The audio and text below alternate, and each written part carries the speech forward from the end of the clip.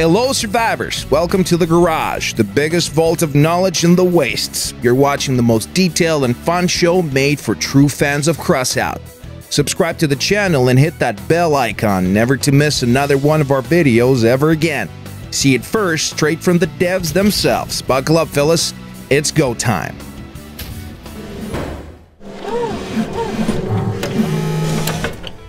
After all major cities turned into mass graves, most of the few surviving people feared to venture back into the ruins for a long time, preferring the familiar safety of smaller and more secluded places. But the sheer need to trade and use the tech of the civilization that is now dead made some brave loners or even whole gangs of raiders try their luck in these dreaded places. The so-called Central is one of the major post-apocalyptic settlements that form naturally over time right next to the necropolis. The buildings and workshops of the old power plant are now covered in shoddily made shanties built as far away from the ground as possible. This place is under constant threat from raiders, but there's still even more dangerous things out there at night. Few people stay outside of their homes for long. The power plant is a captured type map. Despite the apocalypse, the plant is still functioning, well, mostly. I wonder if someone still has video games there and you can trade them for rat pelts? What? I got some to trade. This map is mostly linear, so no sneaking around back unnoticed here, no sir. There are some thermal power plant units in the middle that divide the map in several lanes. One such lane has some railroad tracks and a bunch of derelict train cars.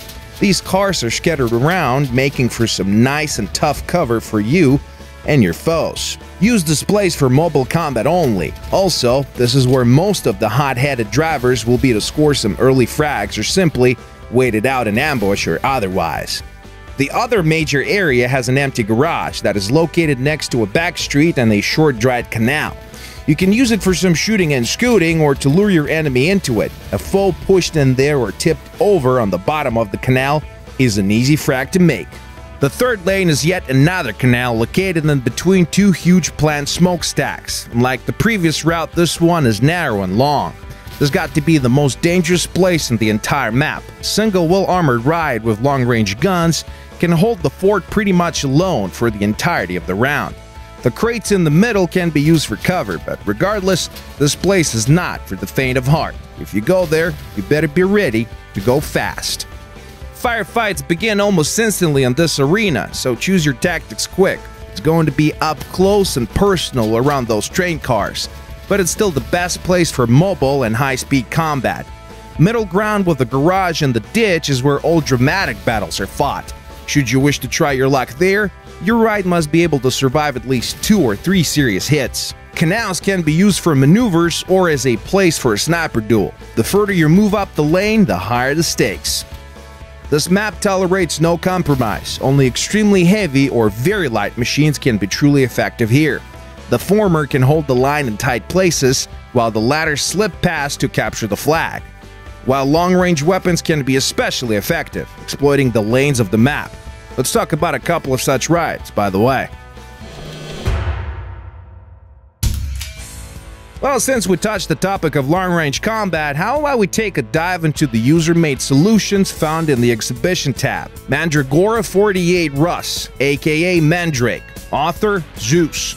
Color, Snake.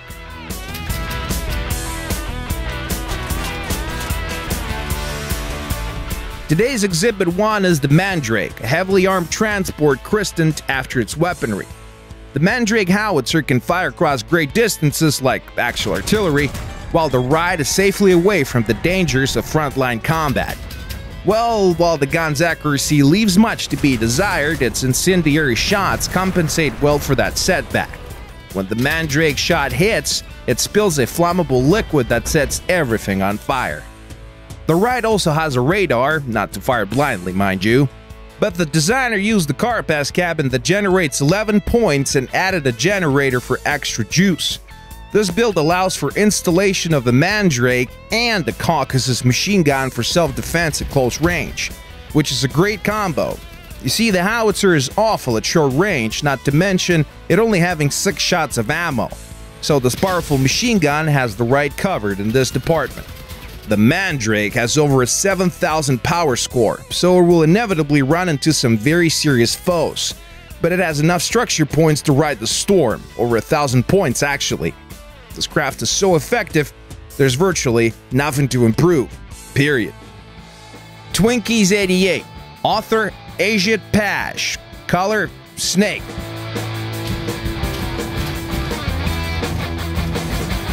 This ride has a funny name, but its stats are anything but. The Twinkies is a flat buggy that has great grip on the road thanks to its twin wheels. The acceleration is so-so, but once it gets going, it goes fast.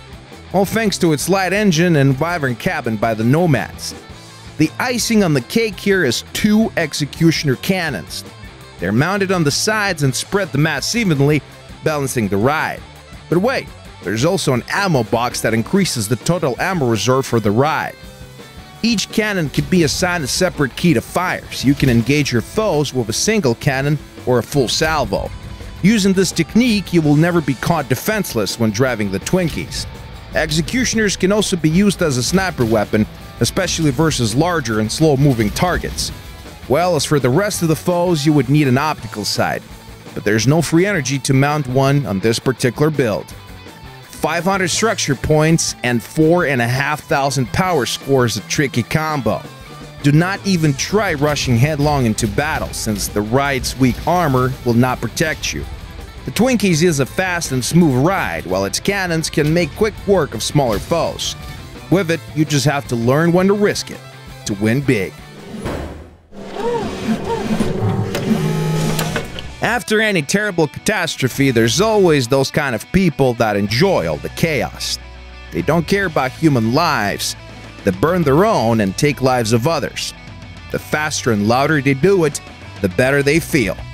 Enter the Lunatics, one of the major factions of Crossout. They like all things loud, things that go boom, and things that go fast. They craft their shrapnel-loaded shotguns from old grenade launchers. They also make powerful rocket launchers and explosive spears. The Lunatics decorate their rides with spikes to scare their foes, and they love attacking from an ambush to quickly dispatch their surprised enemies. If that fails, they usually retreat and try again. Their leader is called Psycho Pete. Back in the old world, he was a small-time gangster. He was ruthless and fearless, but too unhinged to achieve any real influence. For many years after the chaos, he enjoyed the total freedom and lack of any law enforcement, doing whatever he wanted, sparing nobody in his path. A while later, he was in charge of a small band of raiders that followed him fanatically everywhere he went. Pete always rushed in first, but whatever happened, he always came out alive. Soon, some began saying that he was protected by magic, that no bullet or fire could touch him, that death will never claim his soul. Like the Locust, the Lunatics roam the waste sowing chaos and destruction. Their rides are super light buggies. Those rides cannot take a serious beating, but boy oh boy, they can dish it out plenty. The Lunatics prefer close-range combat to all other types of combat. They even got an initiation ritual in which you must blow up an enemy ride at an arm's length away and survive the ordeal.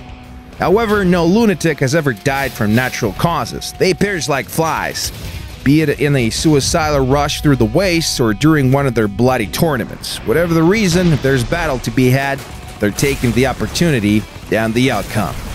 The Lunatics make some of the deadliest shotguns in the wastes, in addition to explosive spears and powerful augers.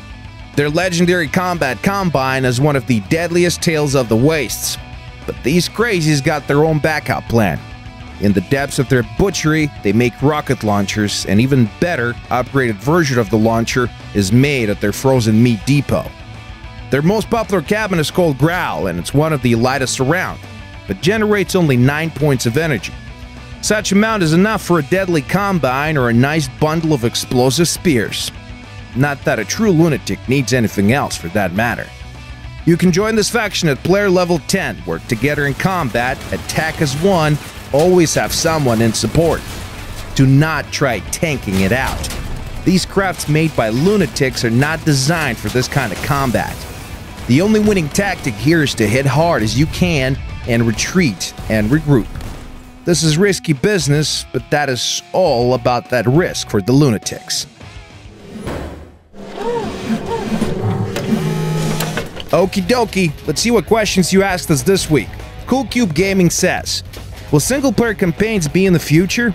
We have several prototype models for single-player, and they might be added in the future. For now, though, we do not plan to make a fully fledged campaign.